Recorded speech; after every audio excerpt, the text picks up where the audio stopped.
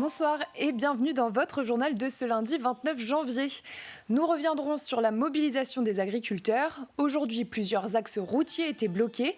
Des barrages filtrants devant des usines ont été mis en place. Nous irons du côté de la Garnache où un barrage filtrant a été mis en place également. Et puis, à La Roche-sur-Yon, ce samedi, les agriculteurs se sont mis à poil sur la paille. Une action symbolique en parallèle du blocage du rond-point des Flâneries pour marquer leur mécontentement.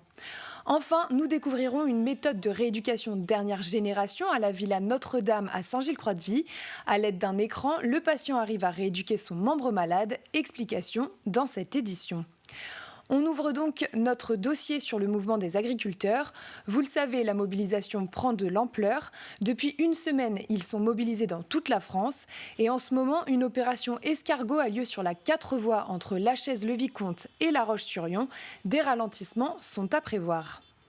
À Bournezeau, le rond-point avant l'autoroute est occupé depuis 4 heures du matin.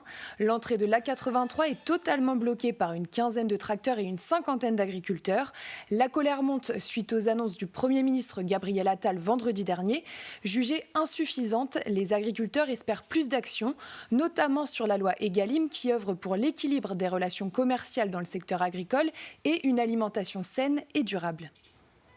Il a annoncé sur le GNR, on pourrait retoucher la compensation, mais nous, ce qu'il nous faudrait, c'est l'application concrète de la loi Egalim pour tout producteur, que ce soit en viande bovine et autres productions animales. Et là, on retrouverait des prix rémunérateurs, et donc qui dit prix rémunérateur, de la trésorerie dans les semaines et mois suivants. Et donc là, à part nous annoncer qu'il va y avoir des contrôles sur certaines entreprises qui ne respectent pas la loi Egalim, mais nous, ce qu'on demanderait, c'est que en plus des contrôles, que ça soit vraiment réellement appliqué avec des contrats rémunérateurs. Les agriculteurs sont sur tous les fronts, opérations de péage ouvert, des axes routiers bloqués, mais aussi des usines. Et à Fontenay-le-Comte, un filtrage devant la plateforme U-Logistique a été mis en place. Depuis hier soir, une cinquantaine d'agriculteurs stoppent les camions et les contrôlent pour vérifier la provenance des produits. Sur 50 camions contrôlés, 35 ont dû faire demi-tour. Une action soutenue par le député Renaissance Pierre Henriet qui s'est rendu sur place.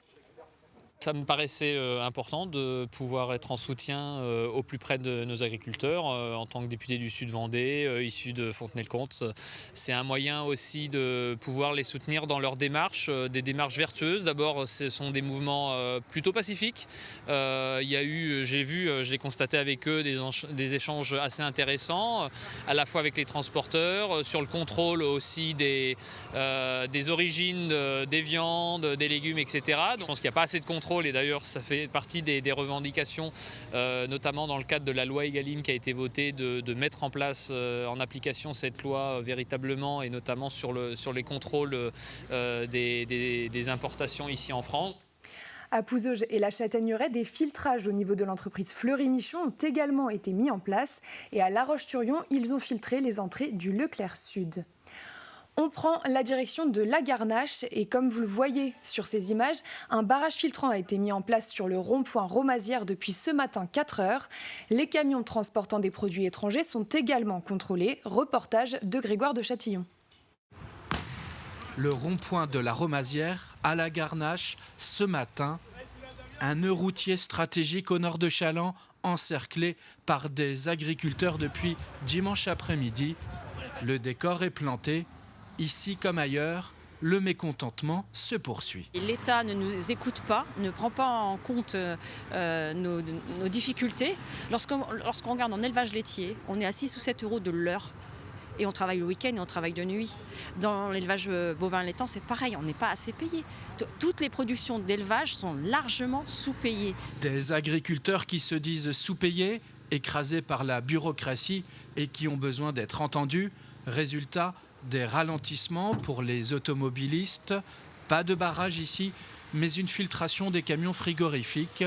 La grande distribution et la restauration sont dans le viseur des agriculteurs. On va se réorganiser pour rétablir notre opération barrage filtrant avec intervention dans les camions frigos, avec vérification de la marchandise. Déjà en immobilisant ne serait-ce qu'un quart d'heure ou une demi-heure un camion. Derrière, la GMS, avec toute son organisation, ça la met en défaut. Il s'agit de vérifier ce qui circule dans les camions, de voir les origines des produits, et notamment les produits étrangers. Les produits étrangers que vous trouvez dans les supermarchés ne sont pas assez contrôlés, c'est quasi insignifiant. Dans les supermarchés et dans les restaurants. Dans les restaurants, la plupart, pour arriver à tenir leur coût, font venir énormément de produits de l'étranger. Et ça, c'est ce qui nous détruit notre prix. Des agriculteurs qui souhaitent ainsi sensibiliser les consommateurs et prévenir le gouvernement qu'ils sont déterminés à poursuivre leur mouvement. Revenons à présent sur ce premier week-end de mobilisation. Samedi, certains agriculteurs ont occupé le rond-point des Flâneries à La Roche-sur-Yon. Et pour marquer le coup, ils se sont mis à poil sur la paille pour symboliser leur mécontentement. Aujourd'hui, l'État a traité le superficiel. Maintenant, on va rentrer dans le dur, dans le fond du problème. L'État, l'Europe, accorde du libre-échange aux produits agricoles. On a notamment, la semaine dernière, les députés européens ont signé un accord avec la Nouvelle-Zélande qui est inacceptable. En gros, on va faire traverser des produits agricoles sur toute la planète pour venir ici. Mais on a ce qu'il faut ici. Vous pouvez retrouver le reportage complet sur notre site internet tvvendée.fr. Voilà donc ce qu'on peut dire à 18h sur le mouvement des agriculteurs. La Confédération paysanne de Vendée appelle à un rassemblement demain à 17h devant la préfecture. Un rendez-vous avec le préfet est prévu à 18h et une prise de parole aura lieu à l'issue de cette rencontre. On change de sujet et on parle recrutement. Le secteur de l'agroalimentaire a du mal à attirer les candidats. En 8 ans, les difficultés de recrutement ont doublé dans la région. Face à ce constat, la Comcom Océan Marais de Mont, le Clefop Vendée Ouest, l'APEC et l'Igéria ont organisé un rendez-vous RH.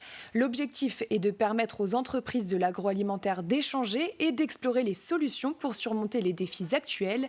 Écoutez quelques exemples.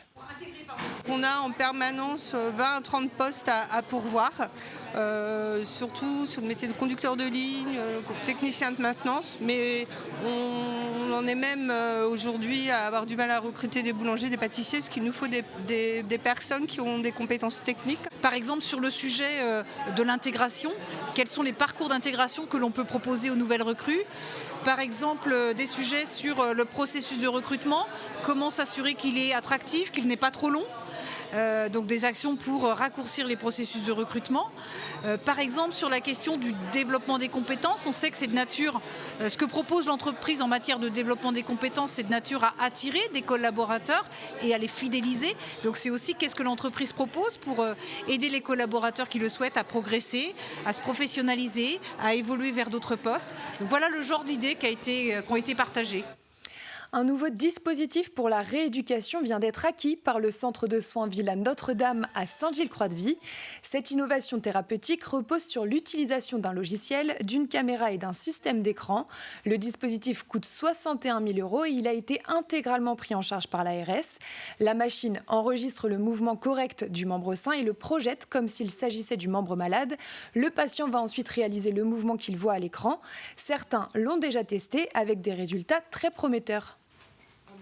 Le dispositif lui a vraiment permis de gagner en extension. Là, sur un premier essai, une première séance, on est passé de 5 degrés d'extension de poignet à 20 degrés d'extension de poignet. Ça lui a vraiment permis d'inhiber la douleur et de se concentrer que sur le mouvement pendant le temps de la séance. À partir en fait, d'une image du membre supérieur sain, on va en fait simuler du coup l'image du membre supérieur lésé. Ça va vraiment venir en complément de notre prise en soin en ergo, pour venir essayer de stimuler au maximum les fonctions motrices. Open Down a sorti son 3e calendrier. L'association a été créée en 2016 par Thomas Billard-Lemaire, papa d'une petite fille porteuse de trisomie 21. Et la vocation d'Open Down est d'accompagner les familles d'un enfant porteur de cette maladie. Cette année, le calendrier a été réalisé en partenariat avec le Puy du Fou. Les fonds permettront d'emmener les familles en voyage de répit sur l'île de la Réunion. On veut faire un voyage de répit pour les parents et les enfants de l'association. On souhaiterait les emmener en fait à l'île de la Réunion une dizaine de jours puisque en fait, tous les parents en fait n'ont pas forcément les moyens de partir en vacances. Il me reste plus que 42 000 € à trouver. Donc les entreprises, si vous nous regardez, on peut défiscaliser, n'hésitez pas. Et voilà, donc ça servira aussi pour ce voyage de répit.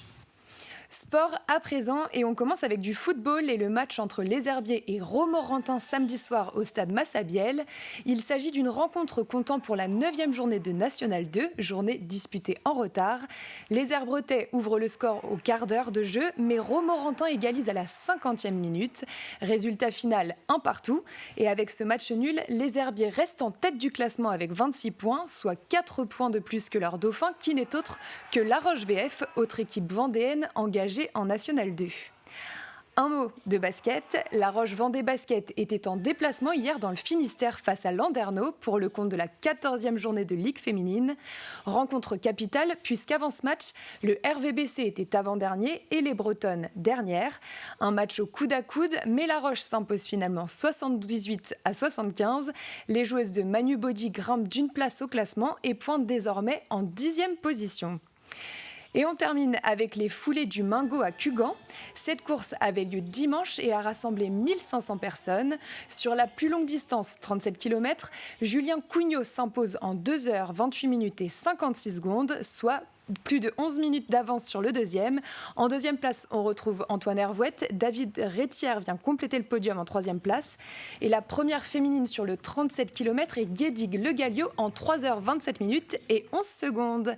Voilà pour l'actualité de ce lundi 29 janvier. On se retrouve demain à 12h30 pour le reste de l'information. Très bonne soirée.